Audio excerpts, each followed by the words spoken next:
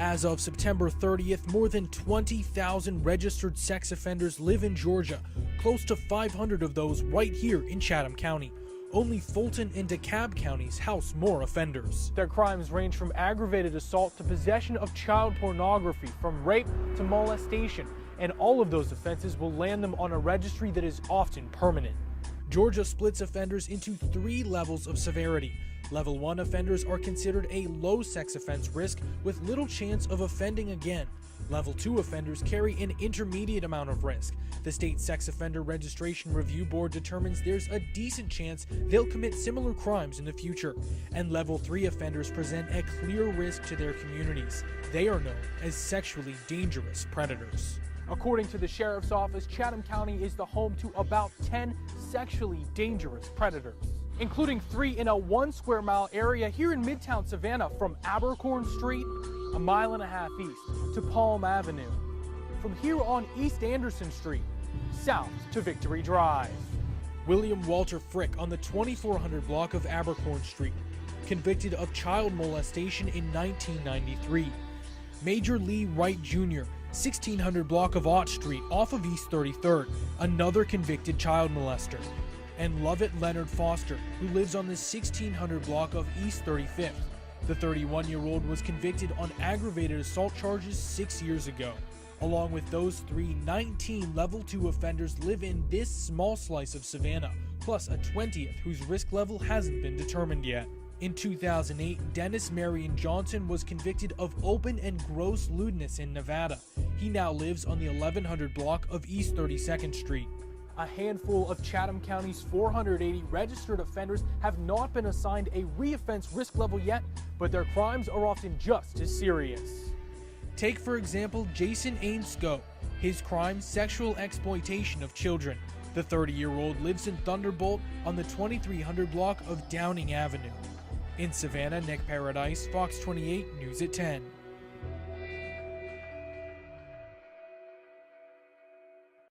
The Peach State splits its sex offenders into 3 categories, depending on how likely they are to commit similar crimes in the future. The most threatening of those are called sexually dangerous predators. In Chatham County, they include men like Joseph Moore. The 57-year-old lives in Colonial Oaks on Mill Road. Nearly 10 years ago, he was convicted of child molestation. Across town on Staley Avenue, you'll find another convicted child molester. Bernest Jonell Moore was convicted of his crimes back in 1996.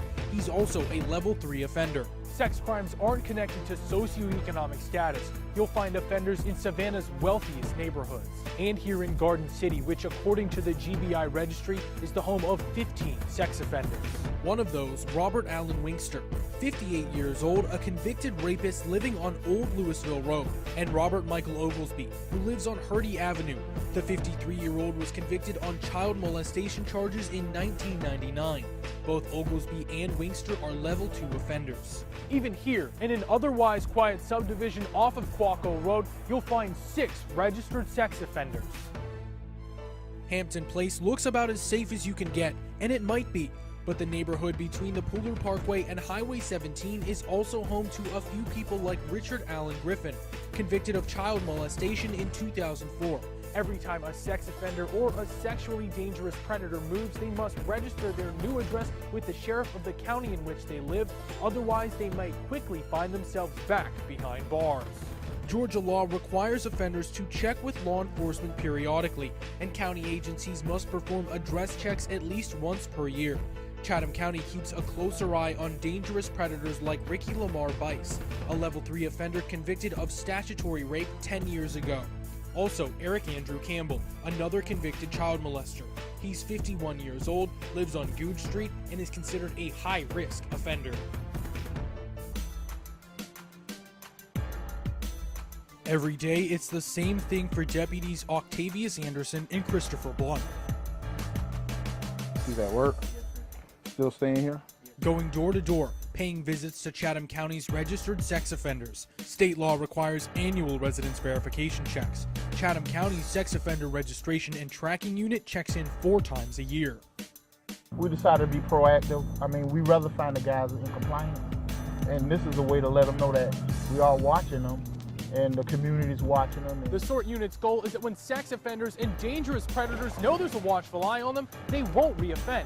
And the Sheriff's Office has deemed it an important enough mission to go from 2 investigators to a 6-person team in the 5 years since SORT was founded. Anderson views the public as part of that team too. We investigate neighborhood complaints. We investigate email complaints. Anything we get from citizens, we take it seriously and we go out and actively follow up on it. Right now, all of Chatham County's offenders are accounted for. But that's not the case everywhere. In some nearby counties, sex offenders have absconded, picking up and moving without registering their new address. Take a look at these pictures and maybe you can help authorities track them down. Screven County issued an arrest warrant for Richard Edward Slusser just last week. He's been convicted on attempted rape charges. His last known address was on Aaron Court in Sylvania.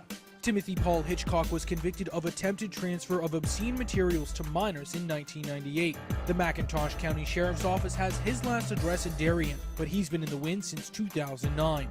Pedro Vasquez Jr. has been labeled an absconder since 2007. His last known address in the Sandhills community in Long County. His crime, indecent sexual conduct with a child. If you know anything regarding the whereabouts of these men, contact your local county sheriff. Nick Paradise, WJCL ABC.